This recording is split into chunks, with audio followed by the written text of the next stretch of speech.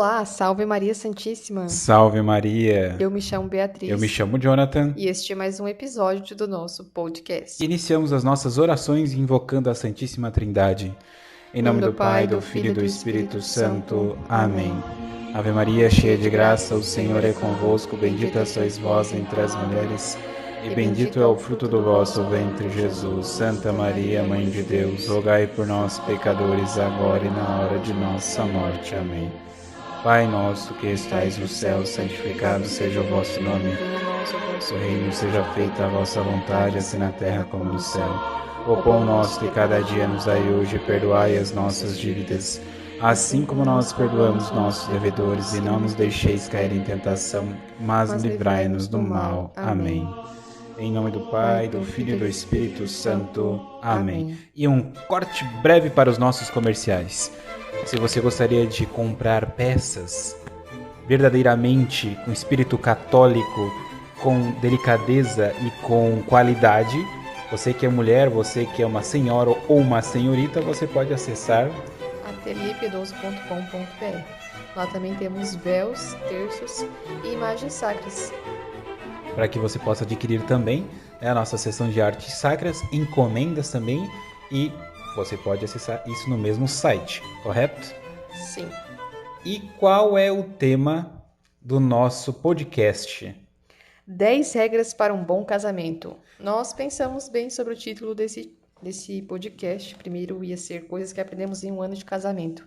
Mas aí nós estamos pontuando itens e vimos que poderia chamar-se assim, 10 regras para um bom casamento, que inclui o que nós aprendemos nesse um ano de casados, né? Nós casamos no dia 27 de novembro de 2021. Então nós temos um ano e alguns meses de casados. Isso ainda é pouco tempo de união, né? Para que a gente possa Ser um ser um exemplo para os exemplo de casados, casados, né? mas Evidentemente. temos alguma coisa Mas isso para... serve para quem está no início da carreira, no início do casamento, quem ainda é noivo, né? Também, isso ajuda bastante. Então, nós pontuamos essas 10 dicas, na verdade, são baseadas muito no senso comum. Então, as pessoas precisam entender algumas questões, que é, primeiro, não são dogmas, não são leis da igreja, não é uma direção espiritual, e você não deve tomar isso como uma verdade de fé. É baseado puramente na observação e no senso comum, ou seja, funciona muito bem para nós dois, certo? E acreditamos que funcione para todos os casados, né? Justamente porque nós vemos que, seguindo essas regras, nós temos um bom casamento. E nós vemos, não só no nosso casamento, mas em outros relacionamentos, que quando não se segue essas regras, acaba se tendo discussões, acaba havendo desentendimentos e, por muitas vezes também, é motivo de divórcio para alguns casais, né? Muitos se divorciam justamente por problemas facilmente resolvíveis. E veja que né? esse episódio, ele não está falando de coisas essenciais. Por exemplo, que o casal deve ser casado, ter a mesma fé, né? Porque existe casal que não é casado, né? Que é ajuntado, amasiado, só para deixar isso claro. Então, esse episódio serve para católicos que já têm as coisas essenciais por definição conhecidas e que tem agora questões secundárias que às vezes entra num certo atrito. Então, ambos devem ter concordância nas questões de fé, porque senão não Então esse faria episódio sentido, né? ele serve para casais católicos e assim como noivos católicos também, tá? Só para isso, porque às vezes as pessoas generalizam pensando que daí caem dois problemas, de que nós não estamos falando do que é essencial, a gente já falou em outros episódios, por isso que não Sim. cabe agora. Inclusive tem um chamado Sacramento do Matrimônio que a gente explica direitinho o que é esse sacramento. Então é para coisas secundárias agora, mas também que fazem parte da vida rotineira dos casados. Então, nós demos alguns títulos até meio engraçados para essas regras. Lúdicos. Espero que vocês gostem. Vamos lá para a primeira regra.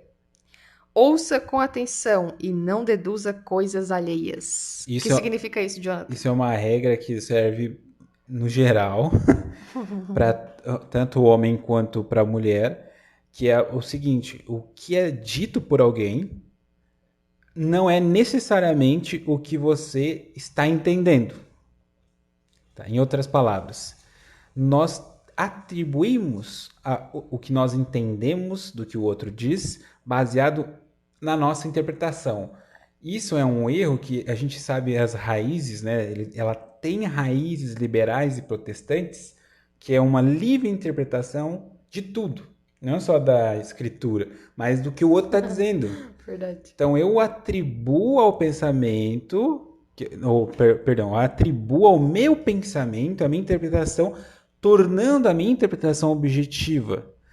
Isso pode acontecer de uma forma, claro, ninguém é filósofo aqui, mas se o outro diz com objetividade, eu não posso partir do meu pensamento, mas sim do que ele está me dizendo. E se eu não entendo o que o outro está dizendo, eu não tenho que deduzir. Eu tenho que perguntar o que ele está falando. Isso aqui é uma regra muito básica. É claro que numa discussão, às vezes, numa conversa, você não vai fazer isso. Mas o que eu quero dizer é que tem que ser habitual isso. Se você não entendeu, tu não pode deduzir. Porque de onde vem a dedução? Da Da imaginação. imaginação. Tu imaginou, né? Tu interpretou aquilo ali. E aí é onde gera a discussão Aham. por coisas desnecessárias. Ou coisas menores, né? Não que não é desnecessário, é coisas menores. Certo? E isso é um grande problema. Isso nós percebemos não só na vida dos casais, mas também na vida empresarial, na vida em comunidade. Se percebe o mesmo problema, que é se escuta, mas não se pergunta. Uhum. E pode acontecer de você escutar com atenção, mas interpretar errado. Nesse caso, você tem que perguntar. E também acontece de o outro falar alguma coisa, mas não chegar exatamente a uma conclusão e a outra pessoa, o Ah, cônjuge, chegar à conclusão por ele mesmo, mas está errado. Apesar de que possa haver, nesse caso, uma forte evidência de que o outro concluiu tal coisa, ele não declarou isso explicitamente. Então, não quer dizer que aquela é a conclusão, apesar de que seja muito provável. Deixa eu explicar melhor o que isso quer dizer, né? Por aham. exemplo, geralmente, né, as pessoas casadas se conhecem melhor depois que casam, né? Diferentemente quando são namorados ou somente noivos ainda. E acaba que você entende, mais ou menos, você meio que abstrai um padrão de comportamento alheio. Isso. Você acaba Deduz. fazendo uma dedução a partir do que a pessoa geralmente faz. Mas não quer dizer que ela, se ela geralmente faz alguma coisa, que ela sempre vai fazer isso, de forma que você possa tomar uma conclusão a partir do que ela disse. Isso até dificulta, inclusive, as pessoas mudarem. Por isso que há casais que têm dificuldade de mudar, né? Ou cônjuges que têm dificuldade de mudar dentro do casamento. Porque o outro já não aceita mais esse tipo de comportamento novo, porque acha que Ele vai voltar para o comportamento antigo que ele já está isso. acostumado, baseado no que ele já viu várias vezes, Aham. repetidamente. E só desanima outra pessoa que quer mudar, né? Então, vamos dizer, é o puxa para baixo. Uhum. Entendeu? Então a pessoa precisa também querer parar com aquele padrão que, por mais às vezes que aconteceu no passado, várias vezes aquele erro e ela já tornou rotineiro, né? Ou aquele padrão específico, ela possa entender que o outro pode mudar, né? E é exatamente o que tu falou, porque a dificuldade da mudança, principalmente a mudança para algo melhor, vem de que os outros, geralmente, né? A gente está falando agora do casal, né? Mas vamos dar um exemplo assim dos parentes. Por que os parentes, na maioria, eles não Uhum. ajudam, eles prejudicam? Porque eles estão vendo você, aquele você que eles criaram, que eles viram quando era pequeno, Principalmente os pais, né? os pais. Mas eu digo também nos parentes, os restos familiares, por quê? Porque eles não estão conversando contigo. Eles não estão. Por isso que a conversa ele é interessante e a pergunta principal, né, dentro da conversa, fazer as perguntas, você ter um diálogo correto, porque senão você vai atribuir aquela pessoa que, sei lá quantos anos já tem, a uma criança, um adolescente, etc. Por exemplo, por isso que algumas pessoas que se convertem têm dificuldade de conviver com seus familiares. Por exemplo, um jovem aí que era um ateu, por exemplo, e aí ele vai e se converte. Às vezes os pais não aceitam muito bem, mesmo os pais sendo, sei lá, pessoas católicas. Não, né? Tava aí no mundo e agora se acha o santo, lendo o livro de santo aí, o que tá fazendo? Não tô entendendo. Tipo assim, em vez de você ajudar aquele seu filho, aquela sua filha que está se convertendo, que se converteu, você atrapalha fazendo esse tipo de comentário, né? Virou uma pedra de tropeço, E não né? só em relação à conversão, mas em muitas outras coisas também. E isso existe dentro do casamento. Não é o caso, né? Geralmente não é o caso de casais católicos, mas, por exemplo, dentro de um casamento, o homem bebia lá a vida inteira. E ele muda, sei lá, se converte, muda de vida, né? Ou Resolve quer parar com mudar. a cachaçada É, e a mulher, assim, em vez de ajudar, acaba fazendo esse tipo de comentário, né? e desanima. Exatamente. Então, a gente atribui muito o que é da nossa imaginação, principalmente numa discussão, às vezes, uma palavra errada é o suficiente para causar um transtorno enorme. Por exemplo, vamos lá dar mais exemplos, né? Isso que eu falei agora há pouco foram coisas maiores, assim, mais visíveis, né? Mas como o Jonathan falou, às vezes uma palavrinha já causa todo um caos. Por exemplo, o esposo ou a esposa faz um comentário do tipo: Ah, está muito calor hoje. E aí, quando está muito calor, o esposo ou a esposa não faz nada. Fica largado no sofá, fica lá de boa, porque tá muito quente, né? E aí a outra pessoa, a partir desse comentário, já vai dizendo: Ah, não vai fazer nada então hoje? É isso mesmo? Não, tem um monte de coisa pra fazer. Isso. Tem que ir lá lavar a área, tem que ir lá limpar a casa, tem não sei o quê. Quer dizer, foi um Foi viés um de confirmação, comentário, né? só foi um comentário. Não quer dizer que a pessoa ia ficar ali parada sem fazer nada, né? Isso, então, isso vem dessas interpretações errôneas, né, que a gente gera na nossa mente, de, às vezes, comentários como aconteceu ali, completamente aleatórios, ou dentro de uma conversa. A dificuldade que se tem, isso, né, a gente tem de falar para os casais, por quê? Porque, como a Bia falou, você se acostuma com a pessoa, né? Por que que tu tem um convívio, às vezes, bom com alguém que tu conheceu pouco tempo? Porque tu pergunta mais coisa, porque tu, dentro daquele diálogo, tu aceita, não quer dizer que tu vai aceitar necessariamente o erro, mas tu pergunta para entender a pessoa. E quando tu já tá casado, você supõe já entender tudo da pessoa, o que não é verdade. Tu Exato. entende as questões essenciais de concordância, isso é excelente, mas muitas vezes as questões secundárias, nem todas elas são, têm concordância, e aí é por isso que gera mais polêmica. E olha que nós só estamos casados há um ano. Agora imagina casais de 20 anos. Isso é muito mais frequente se a pessoa não se dá conta desse erro, né?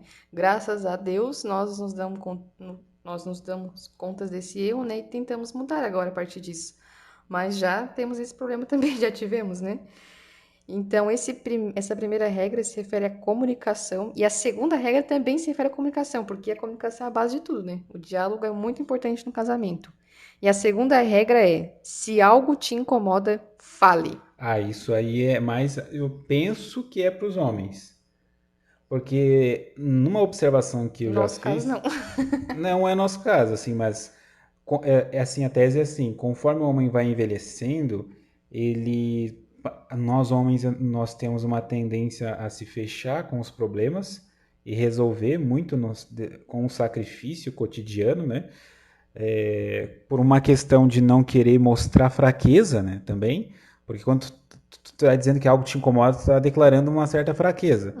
Né? Então a gente tem uma tendência do homem a mostrar sempre uma virtude da fortaleza, sempre manter uma posição social específica e declarar isso para sua esposa ou até para seus filhos. Você tem uma certa dificuldade, alguma coisa está te incomodando. Isso para alguns é demonstrar fraqueza. Então ele não vai fazer esse tipo de coisa. Não é reclamar. Veja bem que não é murmurar e reclamar, tá? Não é isso. Nós estamos dizendo que é algo que incomoda e precisa ser mudado. Mas muitos homens, né, falo como homem, absorvem aquilo e não falam. E levam isso vida inteira e nunca declaram que aquilo incomodava.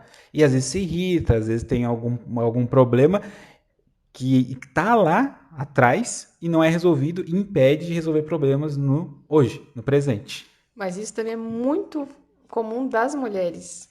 Por exemplo, a mulher foi lá e cortou o cabelo. Aí ela fala, né? Oi, amor, tudo bem? Querendo, né, ser notada, querendo um elogio do marido. E o marido nem aí, nem se deu conta que a mulher cortou o cabelo. E ela fica chateada, realmente assim, magoada. Não é o Porque meu ele caso, né? Mas enfim, tem muitas mulheres que são não assim. notou o cabelo. E aí ela não fala, nossa, nunca, depois de meses que a mulher vai comentar lá, eu tinha cortado o cabelo tal dia, você notou, né? Na verdade, o homem vai perceber daqui meses, aí ela vai entrar na discussão dizendo, é agora que você percebeu. É, exatamente. E por que isso? Por que esse tipo de comportamento? Não deveria ser assim. Já que o homem, por natureza, acredito, tenha uma certa dificuldade de perceber isso, a mulher poderia ajudá-lo dizendo: Olha, amor, eu cortei meu O que que cabelo, achou você do cabelo? gostou? É, Né? Isso ia ajudar muitos homens. As mulheres ajudaria. têm muito esse tipo de comportamento, assim, de também, né, não falar e ficar chateada em silêncio. E isso não tem só a ver, claro, com ser homem ou ser mulher, mas com temperamento também, né? Eu, como melancólica, tendo a me fechar muito. E quando algo está me incomodando, às vezes eu guardo para mim. Mas eu percebi que isso é muito prejudicial dentro do casamento. E aprendi com o Jonathan que eu devo falar. Isso mudou muito. Ajudou muito a gente depois que comecei a falar mais o que estava me incomodando. Então, essa é uma dica valiosa. Homens, falem, não tenham vergonha. E mulheres, ajudem seus esposos. Falem o que estão sentindo. E Não uma, tenham e uma vergonha dica também. para nós homens é falar sem aumentar o tom de voz. O que também é uma grande dificuldade. Por mais calmo e pacífico que um homem possa ser, da nossa natureza, a gente tende a aumentar o tom de voz. Não é algo. Não é uma desculpa para aumentar o tom de voz, dada a natureza, mas também a gente não pode se iludir de que a gente uma hora não vai aumentar o tom violentamente a voz.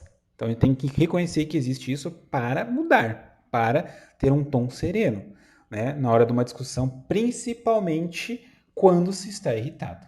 Que aí entra, se não me engano, na terceira regra. Exatamente. Que é, se estiver irado, tome um banho gelado. Essa explicação é muito óbvia. Então, por quê? Porque a ira, ela é uma faca de dois gumes. Ou, é isso, né? Então, quer dizer, ela ajuda ou não. Então, Não necessariamente ela é algo o ruim. ruim é uma paixão, né? Então, ela tem dois lados. O problema é discernir na ira que momento tu tem que tomar a decisão irado e que momento que não. Numa discussão com a sua esposa, etc., a ira muitas vezes não ajuda.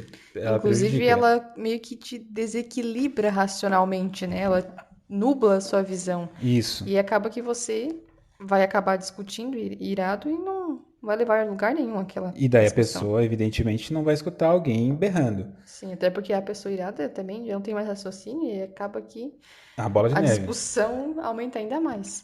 Então, a ira, por exemplo, como Nosso Senhor mostrou, que pacientemente ele estava no templo e estava fazendo tipo um açoite, né? Para os vendilhões ali. Aquilo foi um movimento de uma ira controlada. Mesma maneira, tu não vai conversar com um cachorro, bulldog, tu não vai estar com um paciente ali, tu vai usar da ira, dessa adrenalina que vai surgir na hora para fugir. Isso é. Deus deixou isso.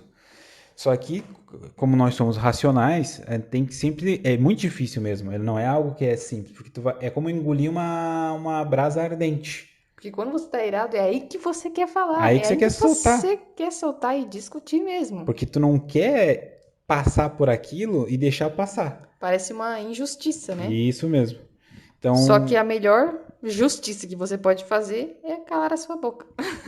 porque a justiça pertence a Deus. E é exatamente por isso, porque a gente está nublado, não consegue julgar direito a situação dado a ira.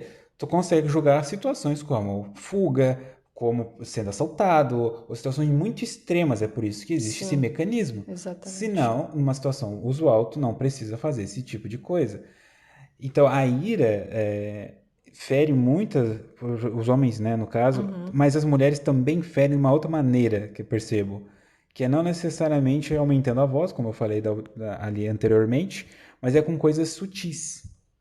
Então, a ira não necessariamente ela é aumentar o tom de voz. Vai ser grosso. É ter uma certa grosseria. Tu pode ser sutil ou tu pode levantar a voz. Entendeu? As mulheres tendem a se irar e expressar isso de forma até delicada. Esse é o Exatamente. problema, daí se torna sutil, né? Sutil. Essa paixão. E então a dica é, quando você estiver irado ou irada, você tenta se afastar. Toma um banho. Também já realmente vai ajudar. Ou vá fazer no sentido, porque como também está relacionado com a tua fisiologia, realmente alguns esportes, eu vou dar um exemplo nosso aqui, dada uma determinadas situações, não só de saúde, mas penso que foi mais uma questão da minha própria psicologia também. A bicicleta foi um dos canais para que eu pudesse liberar a ira, porque eu não sabia que tinha um pouco de colérico envolvido em mim. E ela me ajuda muito nessa Uhum. situação, porque toda aquele estresse e posteriormente aquela ira causada pelo estresse, ela tem uma, eu vou usar os termos usuais, tá? Porque eu não sei os termos mais técnicos da coisa. Eu libero ali naquele momento, né? Em algum esporte. Para mim, como eu não sou muito bom em nenhum esporte,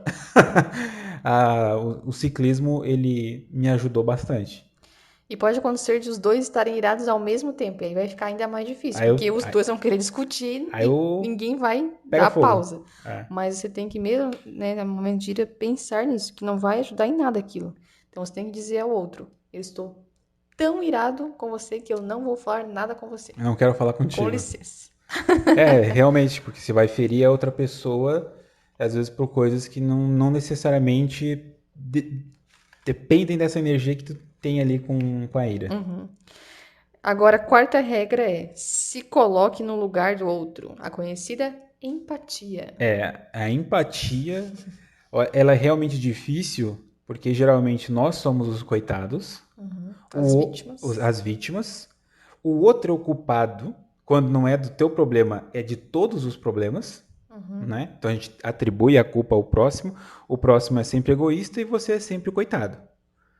Então, é sempre nessa Isso é dinâmica. típico do pecado original, porque lá em Gênesis, como a gente estava nessa semana, inclusive, Fazendo um estudo bíblico, cada um colocou a culpa no outro, né? A Eva colocou a culpa na serpente. Adão bota a culpa na Eva e Isso. a Eva bota a culpa na serpente. Então, Adão e Eva não eram culpados, né? É para eles mesmos. Então, essa é a nossa tendência, infelizmente, né? De colocar a culpa no outro e não reconhecer os próprios erros. Vou dar um exemplo mais banal, assim. Furou o pneu do teu carro. Acontece. O que tu vai dizer? Esse prefeito não recapeia a rua e olha o que acontece. Vamos pensar numa outra estrada que tá recapeada, tá bonitinha. Mas aqui o pessoal também não dirige direito, se acidenta, olha, cheio de caco de vidro, furou o pneu. Você sempre atribui a alguém uma causa, um problema, né? O mal tu atribui a alguém. Você é a vítima, porque você deveria ter visto que o teu carro tá com o pneu careca.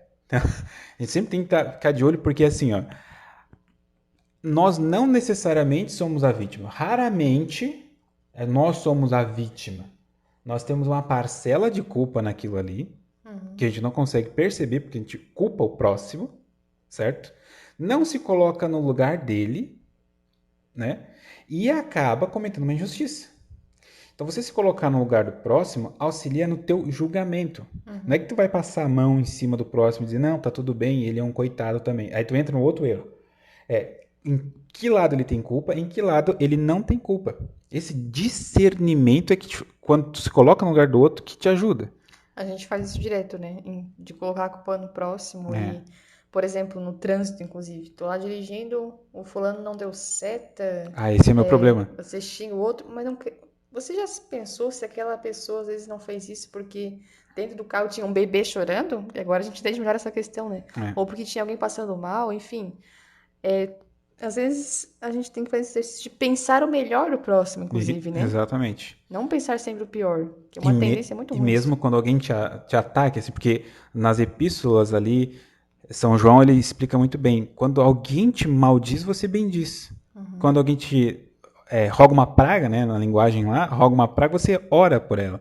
Então, quer dizer, tu Sim. faz um movimento ao contrário, muito difícil, porque geralmente deu um tapa na cara, tu dá uma bofetada na pessoa. Então, assim, dentro de uma discussão no casamento, quando o outro te acusar, você realmente reconhece e diga, é verdade, me desculpe, eu Isso eu tenho errei. errado, E quando o outro está falando alguma coisa, fazendo uma reclamação, por exemplo, mas assim, sem ser grosso nem nada, não fique na defensiva.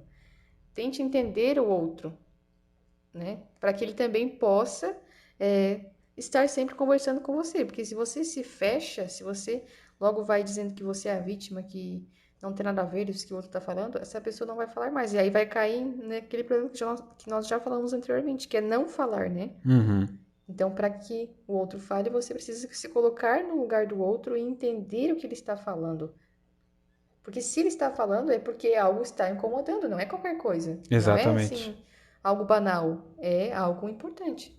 Então você tem que É, dar ouvidos, escutar o exatamente. outro. Essa que tu falou da defensiva é porque a gente vê isso muito, por exemplo, no trabalho, né? O trabalho ele gera esse tipo de situação de defensiva, porque ninguém quer errar, assumir culpa, que é o caso de Adão e Eva, né? Ninguém quer assumir a culpa. Na defensiva você acusa outra pessoa. Então, tu se defendeu, na verdade é aquela pessoa ali. Então, não assume erro.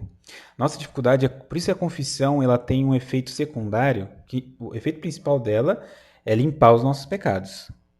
Mas ela tem um efeito secundário muito interessante, que é você se acostumar a perceber e confessar os teus erros. Ah, isso aqui eu erro, isso aqui eu acerto. Mas quando você erra, você começa, fui eu que fiz isso aqui mesmo. Minha culpa. Minha culpa. Minha culpa. Minha máxima culpa. Exatamente.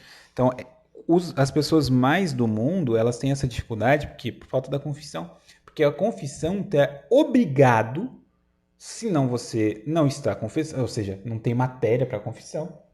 Vamos dizer assim, você tem que ser honesto e dizer, isso aqui eu fiz errado, mas você tem que saber que tu fez errado e fez porque tu quis, né? Não quero entrar nos detalhes que a gente já explicou isso que é um sacramento da confissão. Na questão secundária, que é o objetivo aqui desse podcast, das coisas secundárias, ela tem esse efeito.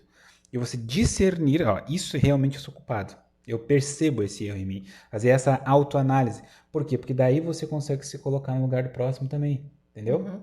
Exatamente. Tu consegue se colocar. Você sabe quando alguém tá fingindo, sabe quando alguém tá mentindo, na verdade, ou quando tá na defensiva. E por que as pessoas têm tanta dificuldade de se colocar no lugar do próximo? Porque elas sempre pensam em si mesmas em primeiro É lugar. o individualismo. E isso não pode existir dentro do casamento. Você casou com outra pessoa, você tem que ter consciência de que agora você é uma só carne com aquela pessoa.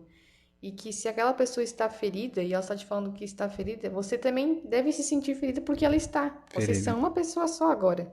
Então, por isso que é tão importante no casamento a empatia e não pode existir esse egoísmo, né, de pensar em si mesmo em primeiro lugar. É. Inclusive, deve se trocar, deve se pensar no outro em primeiro lugar. Só assim estará um casamento feliz. Se você pensar no outro em primeiro lugar e deixar você em segundo lugar. Que é o que é diferente do que o mundo diz, né? O mundo vai dizer que você tem que se colocar em primeiro lugar, amar a si mesmo. Se valorize. Então aqui o que ela quer dizer é que a menor unidade agora não é o indivíduo, é a família. Então nós pensamos na família, que é a nossa comunidade. Vamos dizer assim, nos termos mais habituais, é a comunidade, é a família. A família é essa unidade. Então nós somos membros dessa unidade, tá? Agora, a quinta regra é: não faça nada fora de um planejamento. Ó, pessoal, alguém chorou agora. É muito importante que uma família tenha planejamento, que os esposos se planejem no seu dia a dia, mesmo que ainda não tenham filhos, isso já é muito importante desde o princípio. Isso. E é um planejamento real, né? Nada de planejamentos assim fantasiosos, mas planejamento mensal, um planejamento semanal e diário. Essas são questões básicas. Assim nós aprendemos formar esse planejamento, até porque o planejamento pessoal vem de um planejamento orçamentário. Tudo envolve essa questão também, né? Como a gente já falou no podcast passado sobre essa questão. Como também a gente vai dizer em outra regra aqui. Isso. Então, tudo tu planeja. Assim, não é que tudo tu vai conseguir, mas você tem que ter uma direção para dizer exatamente, isso aqui a gente planejou, não deu certo. Mas por que que não deu certo? Entendeu? Vocês vão atrás. Se você não planeja nada, não tem como resolver o problema. Então, não tem como saber se vai dar certo ou não. Isso. Planeje desde uma lista de supermercado até o que vocês vão fazer no domingo, por exemplo. Isso, ou final de semana, ou viagens, ou projetos que vocês tenham. Então, nós padecemos no momento, né, de uma certa desorganização, mas muito porque a gente também, né, era o início do casamento ali, nos primeiros meses. Sim. Mas hoje a gente entendeu que fortifica muito bem o casamento quando os dois estão planejando. Quando os dois estão juntos, conversando. E tem um planejamento em comum, né? Tem que ter um planejamento em comum. Isso. Claro, cada um pode ter o seu planejamento, né? Mas o outro tem que saber o que está acontecendo. Isso. Tenha um em comum, que os dois saibam o que faz parte desse planejamento. Isso, na nossa família, que é uma comunidade, tenha o planejamento próprio e o de cada um, mas eles estão integrados dentro de um planejamento comum. Acho que é isso Isso, que. isso mesmo. E isso tudo vai ajudar também depois quando vocês tiverem filhos, né? Quando o casal tiver muitos filhos, porque vai ficar mais fácil ainda de organizar mesmo, né? As tarefas da casa e tudo mais. Então, essa é uma dica valiosa. Então, isso se enquadra, por exemplo, no problema de não planejar certas coisas, né, que gera mais caos. E o caos Mais gera discussões. discussão e desordem. E a desordem entra no sexta regra, que é: se algo está fora do lugar, não pule por cima. Que isso aí é generalizado, na verdade. Isso é um caos brasileiro, assim, Sim, que nossa. de casa, na escola, no trabalho, em qualquer lugar, as pessoas observam algo errado e reclamam. Nossa, mas ninguém vai fazer nada? Mas isso aqui tá aqui fora, ninguém vai fazer, ninguém vai botar no lugar. Mas se você consegue resolver aquele problema e se tu pode resolver aquilo, né? Se tu tem o discernimento e tu consegue, que são duas coisas diferentes, tu sabe como fazer e sabe por que tá fazendo, você deve resolver aquele problema. Só que é muito mais cômodo você não resolver e reclamar, como o brasileiro gosta de fazer, como toda pessoa gosta de fazer. Exato. Então, acaba-se que pula por cima da sandália jogada, ignora-se as coisas fora do lugar e vai gerando mais caos ainda. Isso que se, Claro, isso também, assim, ó, é um problema de você não se colocar no lugar do outro. sim, Porque daí que acontece? Se o outro não conseguiu, porque às vezes está muito atribulado, deu muitos problemas e tá realmente uma vida doméstica, né? A família ela tem vários, pode acontecer várias coisas a qualquer momento, na verdade. Então, as estabilidades são raros, é raro, mas existe. Então, tu tem que às vezes se sacrificar realmente, e o casamento é uma morte para um sacrifício, se prepara para cada vez mais sacrifício. Então, muito tempo. Porque o que acontece? As pessoas estão acostumadas a ter um mundo mundano. O Gustavo Corsão ele tem uma explicação para isso, que é assim: quando a gente está acostumado a ter muitos prazeres, a gente se esquece do prazer principal, que é a família, assim, aquele prazer que eu estou falando natural, né? Não no prazer sobrenatural. Porque o que a gente está falando? Coisas secundárias, sim. tá? Então, esse prazer natural que é a família, ele deixa ficar de lado. Então, o que a pessoa busca? Ou busca nas coisas mundanas. E o que um mundano vê da família? Uma prisão. Porque é óbvio, porque ele está olhando para o lugar errado. Então, quando você passa por cima das coisas, significa passar por cima dos problemas que você tem que resolver.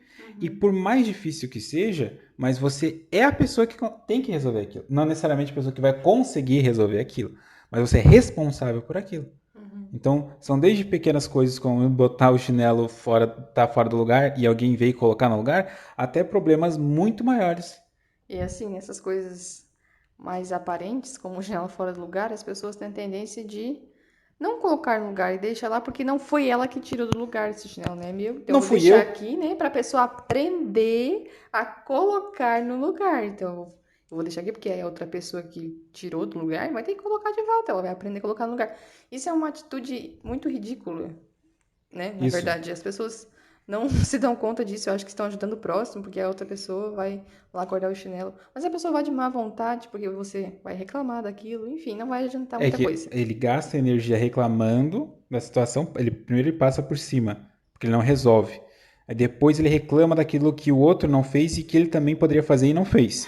Sim. Então ele despende energia E pode até gerar uma discussão e ali. pode gerar uma discussão por uma coisa banal. Só que também não foi resolvido. Tanto pela primeira parte quanto a segunda parte. Na terceira parte, que era para ser resolvida, né? Não foi resolvido também. Então, e isso é uma das coisas mais difíceis.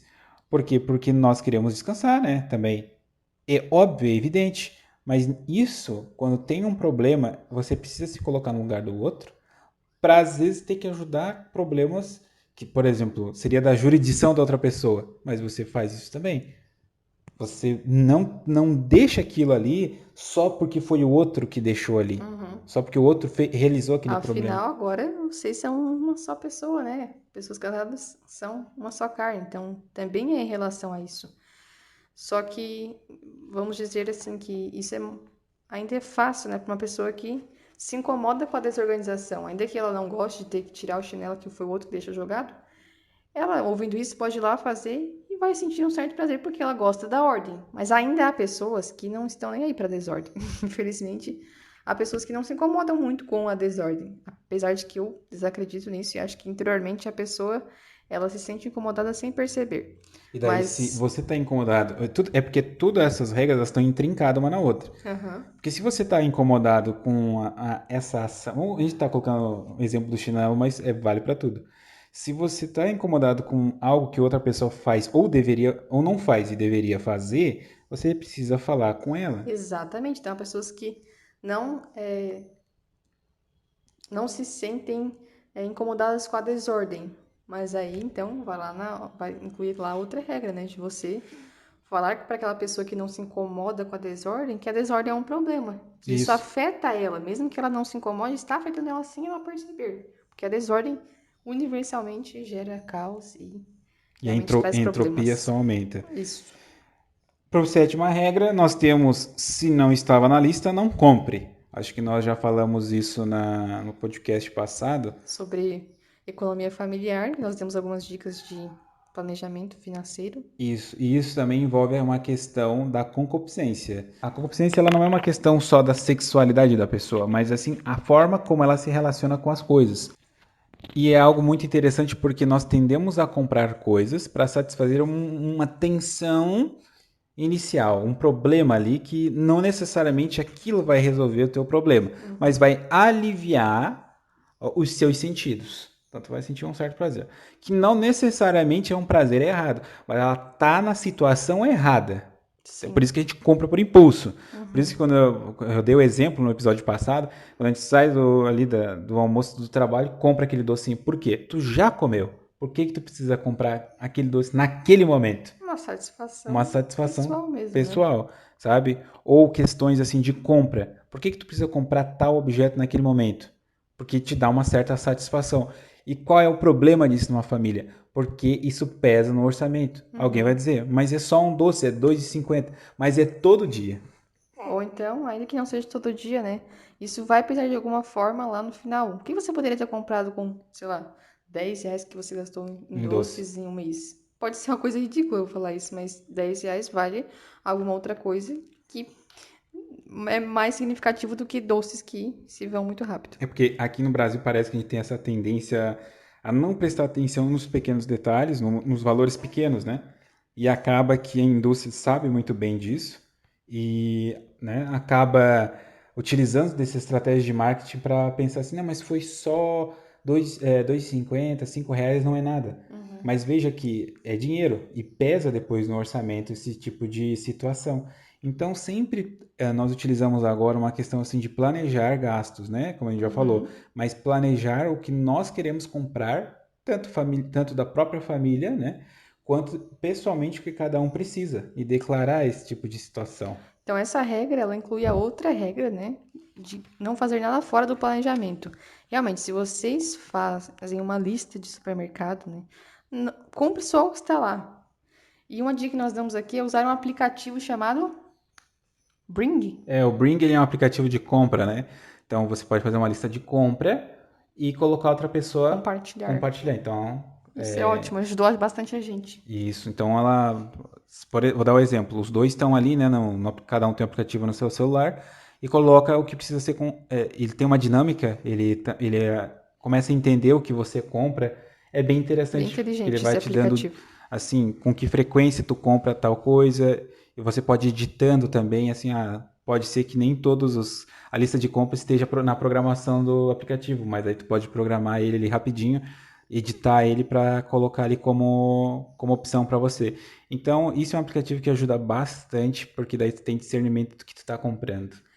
E para entender melhor ainda essa regra, eu sugiro que vocês acessem o nosso episódio anterior aqui do podcast sobre economia familiar, que a gente explica certinho a importância de se planejar financeiramente. E a Cecília está querendo chorar aqui.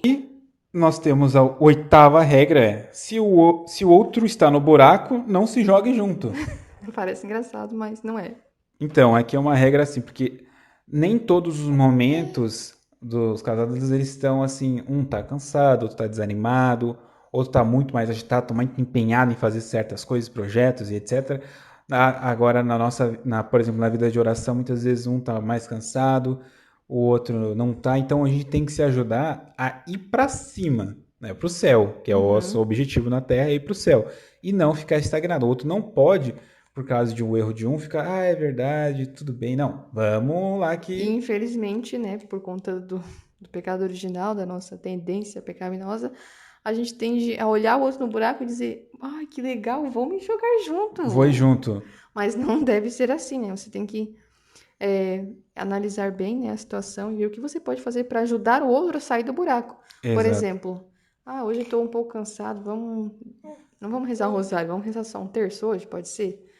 O outro não pode dizer, tudo bem, só um terço. Não, vamos lá, acho que dá, a gente consegue o rosário, né? Bom, pelo menos quebrar o rosário em 3 partes, entendeu? Dar um jeito para a situação, não, né, aceitar ali aquela situação como se não houvesse solução, aquela situação, né, difícil. Então, é Sempre tentar, importante isso. essa regra é muito simples, é tentar resolver o problema sempre. Porque se você se joga no buraco, no erro do outro, vamos dizer assim, você não está resolvendo o problema. Então, simplesmente, já que o outro baixou a guarda, você vai baixar também. E aí entra a perdição, aí entra o demônio. Porque se um abaixa a guarda, e o outro tem que avançar. Um ajuda o outro. Para que, sabe? Porque os dois precisam ir para frente, precisam ir para o céu. Então, se um tá caído, você vai lá, busca ele e vai pesar. É óbvio, é difícil, claro. Depende mais da graça de Deus do que Isso. você, verdade? Mas é necessário. Por isso que é uma vida de casal. Vocês estão se ajudando. Quando um tá ferido, o outro vai lá e ajuda. Só que é Entendeu? muito difícil isso acontecer numa família onde o casal não tem oração. Porque, como o Jonathan disse, isso depende mais da graça de Deus. Então, para que isso aconteça, é necessário que a oração permaneça. E é por isso que muitas vezes o demônio vai atacar justamente na oração. Nesse caso que eu falei ali do rosário, né? Ele vai atacar com o desânimo justamente na oração, porque a oração é a base de tudo. Então, você não pode deixar que isso caia. A oração tem que ser regra para todos os dias, tem que ser planejamento diário mesmo. Que é um planejamento religioso mesmo, assim, nesse Uhum. sentido da vida de oração, que ela anima a família, né? Ela que vai conduzindo, né? No caso do rosário ou do terço, que junto em família é ele que vai conduzindo, é uma ferramenta que Nossa Senhora nos deixou para nos auxiliar nesses momentos. Então, ele é muito eficaz, isso já se comprovou 2 milênios já de oração da igreja, que o rosário é eficaz em inúmeras situações. Se foi eficaz numa batalha como Lepanto contra o Islã, é muito eficaz dentro de uma família. Que a nossa guerra na família não é contra o outro, é contra as nossas tendências pecaminosas. É um duelo. E pode ser que você veja o seu cônjuge lá no buraco e não consiga tirar ele do buraco, mas você não vá se jogar junto. Tente fazer algo para que você não caia no buraco junto. Por exemplo, o outro não consegue rezar o terço por algum motivo específico, mas então eu vou rezar sozinho, vou rezar por ele, Isso. né? Isso não cabe só a oração, né? Mas há outros exemplos Até coisas também. mais simples, Só o por exemplo, fato de assim. você não se jogar no buraco já vai ajudar, ainda que você não consiga tirar o outro de lá. Até uma questão, por exemplo, mais simples, né? Não tão principal quanto a oração, mas, por exemplo, a alimentação. Então, ambos têm que se ajudar. Então, não é Como diz o ele ou Jonathan, ela, quando a né? mulher da casa faz dieta, todo mundo faz dieta. Então a mulher aí tem um grande papel, né? Exatamente. Então, não é ela ou ele que faz dieta. É nós, não é necessariamente dieta, mas uma alimentação adequada, né? Vamos entrar num termo mais concreto. Por exemplo, agora, tô aumentando a Cecília, tive que fazer uma certa dieta, né? Tirar algumas coisas da minha alimentação. Restrição, é. O Jonathan me ajudou nesse sentido, né? Nós retiramos alguns alimentos aqui de casa para que fosse possível isso. Então, quer dizer, é um apoio mútuo, sabe? Não é ela faz uma coisa, eu faço assim, outra. Então, essa mentalidade também, ela prejudica até nas coisas secundárias, sabe? Então, é bom a gente se colocar no lugar do outro, esse apoio mútuo para não deixar o outro cair no buraco. Olha como as regras Se se estão entrelaçam. intrincadas, é. Na regra ninguém é um faz tudo. Essa regra é engraçada que quer dizer isso, Jonathan? Essa regra é porque as mulheres não observam certas situações, que é assim. E os homens também, como eu já vou E homens explicar. também. É que cada um vê um do outro, né? Infelizmente. Uhum. Mas é assim, muitas coisas da vida a gente meio que tem que aprender na situação em que nós nos encontramos, certo? Ninguém fez um determinado graduação ou curso específico para resolver todos os problemas da vida. Só às vezes tu vai resolver questões quando ela acontece, aprender quando ela acontece, infelizmente. E as mulheres, elas têm uma tendência a olhar para o marido como um faz tudo. Tanto que tem até uns vídeos assim de humor que você vê que quando a mulher está próxima do marido, ela já não quer fazer mais nada, deixa tudo pra ele, Não né? consegue O levantar nem balde o que ela copo. conseguia levantar, carregar, já dá pro homem carregar e assim por diante. E é evidente, A claro, criança. nós homens, Deus fez com uma força maior do que as mulheres, né? Dadas as proporções. Isso é fato. Nós temos trabalho servil muito maior do que elas. Isso é óbvio. Mas não é isso, não é o trabalho que nós estamos mencionando. É a resolução de um problema. Nem sempre vai ser resolvido. Nem sempre ele sabe. Não quer dizer que ele não possa saber aprender aquilo. Entenderam o que eu quis dizer? Por exemplo, assim também, né?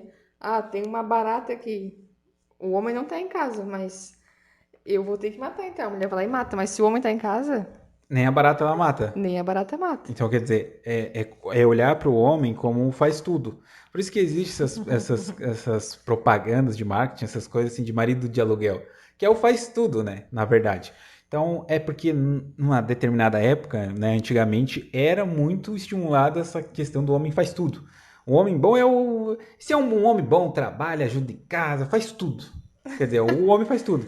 Mas é claro, isso é importante, né? Que o Isso é homem importante. faça A as coisas em ajuda. casa também. Mas tem coisas Porque que. senão acontece daí o contrário, né? Também é muito comum de homem achar que a mulher tem que fazer tudo na cozinha, por exemplo. Ah, Que a mulher tem aí que fazer tudo relacionado à o homem educação não, da não criança. lava a O homem não louça, troca uma não fralda. troca uma O homem não fralda, faz comida. É incapaz não, de fazer um ovo. Porque e- agora ele tem mulher, agora ele é casado, a que é mulher a, pode fazer é a pra mulher ele. faz tudo, Então entendeu? também tem o lado da mulher, né? Isso, e essas atividades que foram muito assim, na verdade, assim, foram dois erros, né? Pensar que atividades como culinária é só destinada à mulher. Ou atividades que são mais específicas, por exemplo, uma mulher que vai arrumar um chuveiro, por exemplo, não pode. São coisas que, na verdade, não fazem sentido. É evidente que existem atividades que são mais propensas a homens do que para É mulheres. bom dizer isso, senão já vão estar acusando nós de feminismo aqui. Então porque são dois erros diferentes, opostos, mas que caem no mesmo erro, certo? Então existem atividades que são mais para mulheres, dada a natureza da mulher, e tem atividades que são mais para homens, dada a natureza do homem. A Cecília está se manifestando. No entanto, tem coisas mais simples que não exigem a natureza de nenhum dos dois. Então, elas podem ser feitas por ambos os sexos, Então é claro sem que. prejudicar moralmente nenhum Exato. deles. Claro que geralmente quem vai fazer a comida é a mulher, mas se a mulher não consegue em alguma ocasião, o homem não vai deixar de comer ou não vai deixar de dar comida para os filhos porque a mulher não pode fazer a comida. Ele vai fazer, né? Em situações assim que ele pode ajudar, ele vai ajudar. Então é nesse sentido, né? Os dois têm que se ajudar, claro, cada um fazendo o seu papel, mas também não exagerando, né? Não levando exageros de mulher faz tudo e homem faz tudo, como nós já falamos. E qual é a última regra? E a décima e última regra é: seja gentil, ainda que você não queira. Essa é uma regra, assim, para nós finalizarmos esse podcast, mas é extremamente importante porque não como uma regrinha básica de comportamento, de ser uma pessoa pacifista, não é isso. A gentileza, muitas vezes, ela não necessariamente é ser pacifista, é você atenuar a situação. Às vezes é você, com caridade, dizer a verdade. É, às vezes, com amor, apoiar o outro no que ele está fazendo certo. E, de certa maneira, dizer que está errado o que a outra pessoa está dizendo, que entra naquela regra do que você tem que dizer o que tu está vendo que está errado.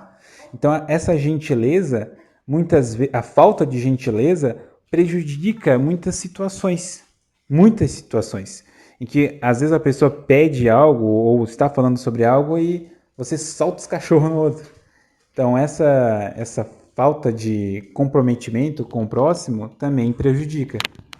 Isso vai de coisas bem simples, como, por exemplo, o outro pediu um copo de água. Você não vai, né, fazer uma reclamação, vai murmurar só por causa disso, né? Você vai lá e leva o copo de água com todo o amor. E, claro, no começo isso pode parecer um pouco, assim, falso, né? Você vai lá com todo o amor, mas por dentro você tá ali com raiva de outro ter pedido um copo de água. Tá indignado com a situação porque a culpa não é sua. Mas com o tempo, a partir do momento que você se abre a fazer essas pequenas gentilezas, você depois vai fazer realmente com amor. Você vai espontaneamente não, levar um copo de água para o seu esposo ou para a sua esposa. Vai fazer isso realmente de forma verdadeira. E fazendo pequenas gentilezas, você faz grandes coisas pelo outro. Então essa é uma regra bem importante mesmo para finalizar essas 10 regras para um bom casamento. Nós ficamos mais ou menos um ano, né, sem postar novos podcasts, e eu vi que quando nós postamos o último, vocês ficaram bem felizes, e nós ficamos felizes que vocês gostem de nos acompanhar aqui. Esses podcasts são bem, assim, espontâneos, É porque diferente dos vídeos, né? realmente parece uma conversa, e realmente é uma conversa, a gente tá aqui se olhando e conversando. E, inclusive, esse podcast surgiu de uma conversa que nós tivemos hoje, né, que agregou muito para ele. Isso. Então, realmente, é como se você estivesse escutando uma conversa do casal A Taborda. gente pensando, né? Exato. Então, assim, esse formato, né? O formato dos podcasts, eles são mais livres, né? Eles são mais espontâneos, dada uma determinada foco, né? Tema. Esses são mais longos, né? É. O que ficou um pouco difícil agora, né? Porque a Cecília é um bebê, às vezes chora, Às mas vezes a ela gente tá quer, aqui com às vezes ela, ela quer falar junto com a dando gente, voltas de carrinho com ela durante o mas, podcast, mas é mas tá tudo bem. possível. Então, nós estamos voltando com todas as nossas mídias ali, né? Todos os formatos que o Veritas tem. O podcast é um deles. Então, se preparem, né? Porque terão, claro, semanalmente episódios, sempre. Qual é o dia? Quinta-feira. Todas as quintas-feiras, então, um episódio novo do nosso podcast. Rezem por nós, pelo nosso apostolado, pela nossa família, para que a gente possa manter o nosso apostolado para a maior glória de Deus. Até o próximo episódio. Salve Maria! Viva Cristo Rei!